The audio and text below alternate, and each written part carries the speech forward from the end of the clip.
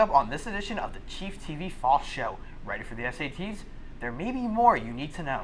We'll also be talking about what you need to know to put your stamp on your time at Cherokee, tech updates, and fall sports. That and more next on Chief TV on LDTV.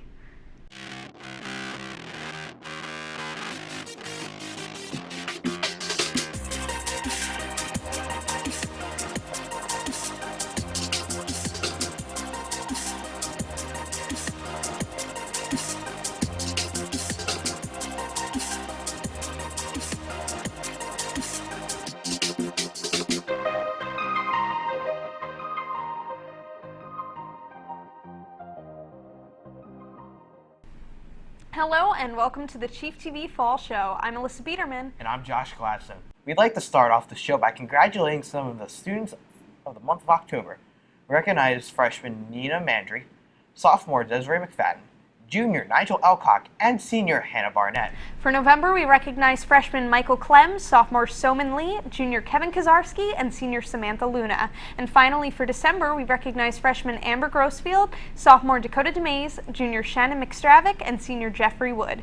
Speaking of achievements and aptitude, as you may have heard, the SATs are changing form once again. For juniors and seniors, this means alternative study plans, new information, and a different format. I stopped by the counseling office here at Cherokee to get the details. January 23rd marks the last day to take the SATs before they change. I was able to talk to counselor Mr. McMichael about the new and the old SATs. So the new SAT, I guess one of the biggest changes is the writing section is going to become optional, which is actually ironic because that makes the test more like the ACT. The writing section has been optional for years. I don't even know how long it's been. Another one of the big changes is that on the current SAT, for every question you answer wrong, you lose a quarter of a point. So every 4 wrong, you lose a whole point. But on the new SAT, the redesigned SAT, they're calling it, there will be no point loss. You can answer all the questions. You don't have to worry about getting any wrong and losing points. All you're trying to do is get as many correct as possible, obviously, so you can earn points. He also explained how you can prepare for the new SATs. So I guess the biggest way that the College Board, the company that owns the SAT, the biggest message they're sending is that they've entered into a partnership with Khan Academy. And one of the things that they're offering is free practice for the redesigned SAT, they're calling it. It's free and they're linked up with the people that own the test, so why not go with them?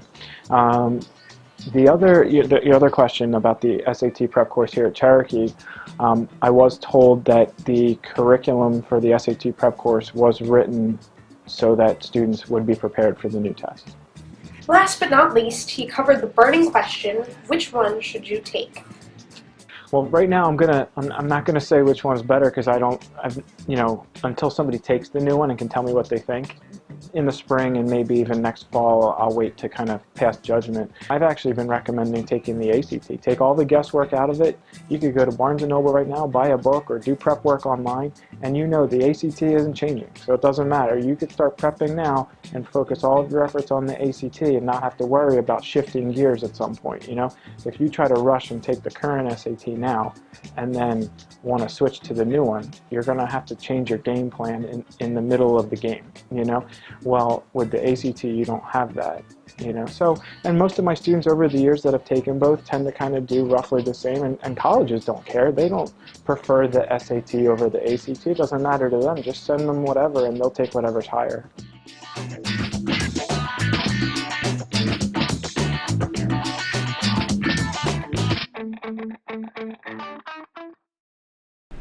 The new SATs are quickly approaching. The last chance to take the current test is January 23rd. We'll have to check in with Mr. McMichael after the first round of testing to get his opinion on the updated version. The annual Renaissance Talent Show took place on November 4th.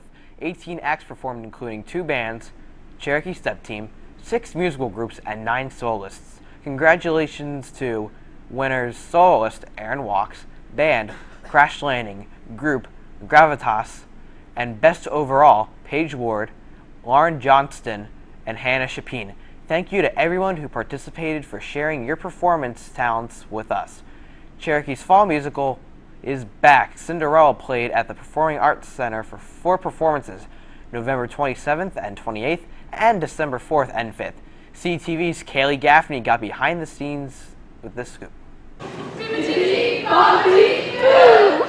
This is the first time in a year span that we're bringing a full musical back in the fall. Mr. Fizzicara and I are now both solidified as the directors for the fall show. And we want the challenge of bringing a musical back into the fall. We always pick a show that fits our students best, so we look at what talent we have as far as singing, acting, and dancing, and then we pick a show that's manageable for the kids that we have. And in the time constraints of about 2 months in the fall to put on a production, we look at a more simplistic plot and storyline in the first place. So all those factors came together.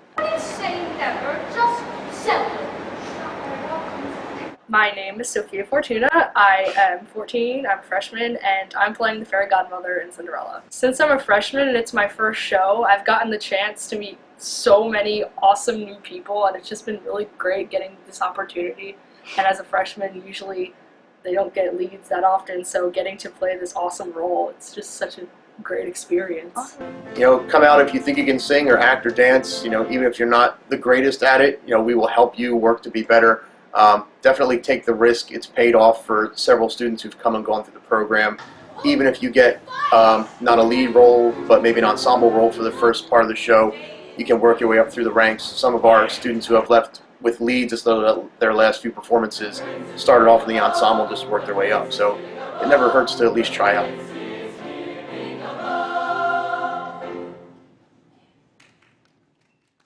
Cinderella may be finished, but Cherokee Spring Show High School Musical will be beginning rehearsals in the near future.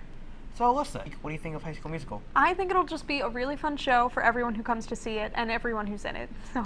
Can't wait to come see it. Great. And when we come back, those fall sports wrap-ups we promised you, the return of a tradition at Cherokee, An announcement regarding the morning show, and much more.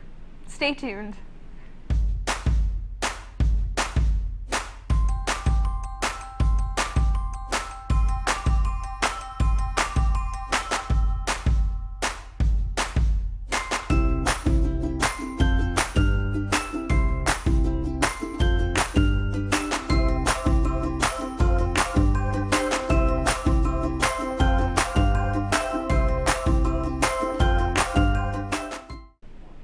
Welcome back to the Chief TV Fall Show.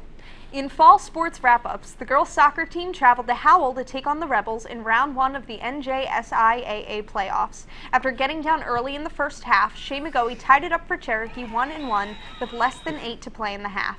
Howell again went ahead, but Taylor Coaster's corner to Isabella Terry and tied it up again at 2. The girls went through double overtime and were down 3-2 with 3:57 left to play, but pulled out a win with another Terrian goal. On the 5th of November, the girls faced Eastern in the second round of the NJSIAA tournament. Although Cherokee was defeated, a team effort on a great play cut the gap in half in a close 2-1 loss. The boys soccer team took on Clearview in the first round of their NJSIAA South Group 4 playoffs in the stadium. Thomas Gillen started off the siege, putting Cherokees on the board 3 minutes into the game. Jake Schreiber quickly followed up with another goal. 4 minutes later, Ray Nazawa served a corner kick to Schreiber for Cherokee's third goal, with 1 minute and a half left in the first. Christian Ognebenny scored early in the second half on a breakaway to extend the lead to 4-0. Ognebenny scored on a Gillen assist for the 5th goal with 30 minutes to play. Dylan Pepperman served up a corner kick to Eric Small for Cherokee's 6th goal of the night. Final score shutting out Clearview. The boys advanced over to Williamstown November 6th in the second round with an Ognebenny first half goal. The boys eventually fell to the Eastern semifinals November 10th.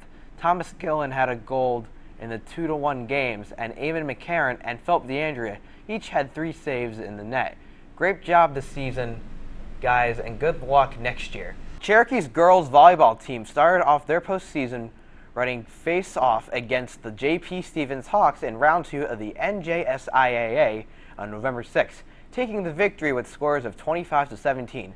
Cherokee then faced Livingston, winning game 1 25-21 and game 2 25-19 in the quarterfinals. In the sectional finals, Cherokee took 2 of the 3 to start the second set, but Williamstown eventually took both games, 25-14 and 25-19. The team is graduating a large group of seniors and will be looking for underclassmen to step up next season. Congratulations to Cherokee Gymnastics on their second place finish in the NJSIAA Group 4 sectionals. Their high marks are a tribute to the team, including Lauren Stevens' floor routine, Alexis Fearon's fantastic beam routine dismount, Paige Rhodes' vault acrobatics, and Kennedy Alagan's impressive uneven bar work. Boys cross country took third place in the state championship this year. Their finish in the championship earned an invitation to the Meet of Champions in Holmdel on November 21st. Jack Shea finished 6th in the state and led Burlington County runners. Shea has finished the course in 15 minutes 46 seconds to join the only 6 previous runners who've broken 16 minutes on the course. Another notable honor for Shea was placing 8th on the Northeast Regional qualifier for the Nike National Cross Country Championships, earning him a spot as first alternator at the national meet in Portland, Oregon. A favorite pastime of our town and tribe. It's time to wrap up this football season. I'm Megan Schulteis, and I'm here at the William H. Foltz Stadium, the home of the Cherokee Chiefs. This football season started on September 11, 2015, playing against Washington Township High School. Throughout the year, the Chiefs played hard and made it to the New Jersey South Group 5 semifinals with a record of 8-3, ending their season. Head coach Megan led his team through the 2015-2016 football season with only 3 losses. Things were looking good for the Chiefs until they lost many players due to injuries. 2 of the 4 captains, Michael Font and Evan Powell, were injured by the end of the season, but that didn't stop them in making it into the playoffs. The Chiefs won their first playoff game against Millville 25-21 and lost the second game against Williamstown 27-21 in overtime. The Chiefs had a great season and cannot wait to start playing again next year. For Chief TV, I'm Megan Schulteis. From one football game to another, Cherokee's class of 2016 student board has been hard at work this year. They've reinstated the annual Cherokee Powder Puff game. The first event in years took place November 17th in the football stadium. Let's talk to Christian Connolly to see how the junior and senior girls fared in their competition.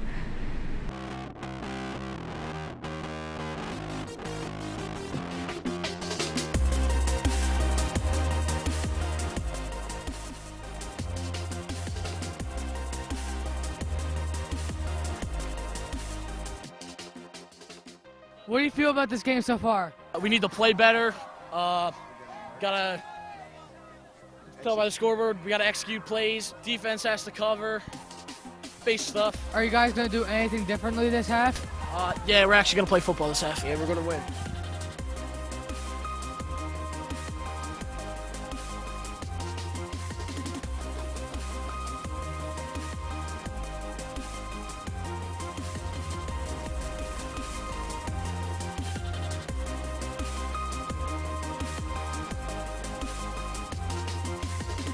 Well, how'd you feel after your teams win? Fantastic. Everyone thought the juniors were going to win, but we went out there and killed it.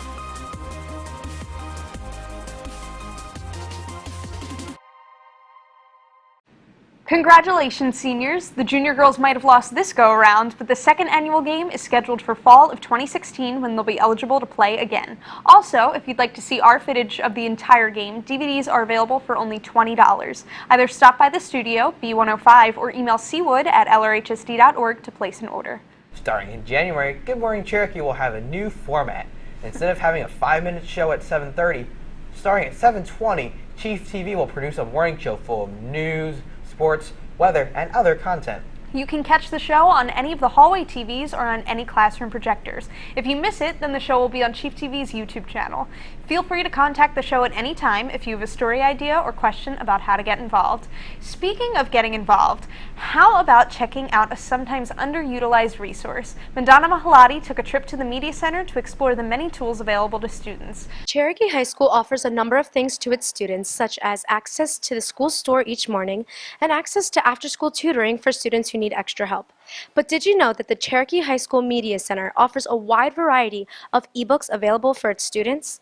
It may come to a surprise, but the number of ebooks available for Cherokee High School students could fill up the whole entire Cherokee South Media Center. Well, a lot of students have done research using EBSCOhost or Facts on File before, but a really great resource that we have in the library is called Gale Virtual Reference Library. These are ebooks, reference ebooks, just like our traditional reference collection, but they're all online. You have access to hundreds of volumes of books that you can do research on 24/7 from your home or from a school computer. One of the benefits to using an ebook instead of a traditional reference book is that you have the option to either browse the full text of the book, you can look at the table of contents, you can look at the index, or you can do a specific power search by using the search field within that window, within that frame. You can even narrow your results by content area. First thing you need to do is get to Cherokee's website, Cherokee High School. After you arrive there, on the left-hand side, you'll see a title called Site Shortcuts. If you scroll down, we're the fourth option from the bottom, Media Center. After you arrive at the Media Center page, you'll look for, on the left sidebar menu, the word databases. Within those databases, you'll recognize some of the common research database names like EBSCOhost or Facts on File. But by scrolling down to the bottom of the page, you'll notice the word ebooks. And under the word ebooks is Gale Virtual Reference Library, which, if we had to pick, is definitely our favorite ebook collection.